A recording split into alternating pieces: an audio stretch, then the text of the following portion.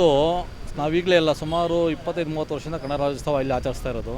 ನಮ್ಮ ಮಹಾಲಕ್ಷ್ಮಿ ಲೇಔಟ್ ಹಿತರಕ್ಷಣಾ ಸಮಿತಿಯಿಂದ ಹಾಗೂ ನಮ್ಮ ಆಟೋ ಚಾಲಕರ ಸಂಘದ ವತಿಯಿಂದ ಅದ್ದೂರಿ ರಾಜ್ಯೋತ್ಸವನ ಆಚರಿಸ್ತೀವಿ. ಹಾಗೂ ಅನ್ನದಾನವನ್ನು ಏರ್ಪಡಿಸುತ್ತೇವೆ. ನಮ್ಮ ನಾಡು ನುಡಿ ಎಲ್ಲ ಒಂದು ಕಡೆ ಬೆಳಿಬೇಕು.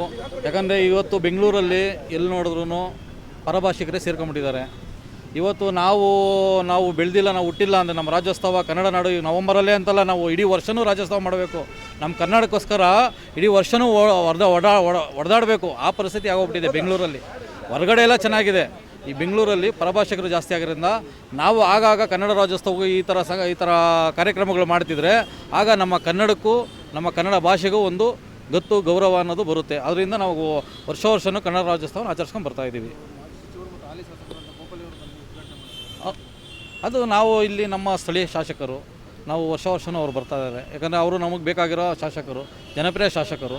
ಅವರು ಬಂದು ವರ್ಷವೂ ಉದ್ಘಾಟನೆ ಮಾಡ್ತಾರೆ. ಕೇಶವಮೂರ್ತಿಯವರು ಅಷ್ಟೇ, ಅವರು ಇಲ್ಲಿ ನಮ್ಮ ವಾರ್ಡಲ್ಲಿ ತುಂಬ ಕೆಲಸಗಳು ಮಾಡಿದ್ದಾರೆ. ಅವರು ಜನಪ್ರಿಯ ಆಡಳಿತ ಕೊಟ್ಟಿದ್ದಾರೆ. ಅವ್ರನ್ನೂ ಕರೆಸಿ ನಾವು ಇಲ್ಲಿ ರಾಜ್ಯೋತ್ಸವಕ್ಕೆ ನಾವು ಒಂದು ಸನ್ಮಾನ ಮಾಡಿ ಅವರೂ ಇಲ್ಲಿ ಅನ್ನ ಸಂತರ್ಪಣೆ ಇರ್ಬೋದು, ಇಲ್ಲಿ ಕಾರ್ಯಕ್ರಮಗಳು ಏನೇ ಇದ್ರೂ ನಮಗೆ ಸ್ಪಂದಿಸ್ತಾರೆ. ಗೋಪಾಲ್ ನಾಯರವರು ಸ್ಪಂದಿಸ್ತಾರೆ, ಕೇಶವಮೂರ್ತಿಯವರು ಸ್ಪಂದಿಸ್ತಾರೆ. ಆದ್ದರಿಂದ ಅವರು ನಮಗೆ ಇಲ್ಲಿ ಅವಶ್ಯಕತೆ ಇದೆ. ಸರ್ 12 ಗಂಟೆ ಒಳಗಡೆ ಧ್ವಜಾರೋಹಣ ಮಾಡಬೇಕಾಯಿತು. ನಮ್ಮ ಮನೆ ಶಾಸಕರಿಗೆ ಹುಷಾರಿರಲಿಲ್ಲ.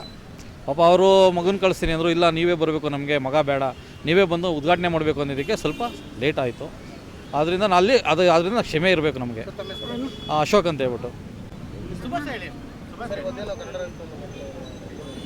ಇವತ್ತೇ ಅಂತಲ್ಲ, ನಾವು ಮುಂದೆ ಹೇಳ್ದಂಗೆ ನಾವು ಪ್ರತಿದಿನ ಅಲ್ಲ, ಪ್ರತಿ ವರ್ಷವೂ ಈ ರಾಜ್ಯೋತ್ಸವ ಅನ್ನೋದು ಮಾಡಲೇಬೇಕು. ಪ್ರತಿಯೊಬ್ಬರೂ ಈ ಕನ್ನಡ ಅನ್ನೋದನ್ನ ಹುಟ್ಟಿಸಬೇಕು. ಇವತ್ತಿನ ದಿವಸ ಏನಾಗಿದೆ ಅಂದರೆ, ಕನ್ನಡ ಅನ್ನೋದು ಮೂಲೆ ಗುಂಪಾಗಿದೆ.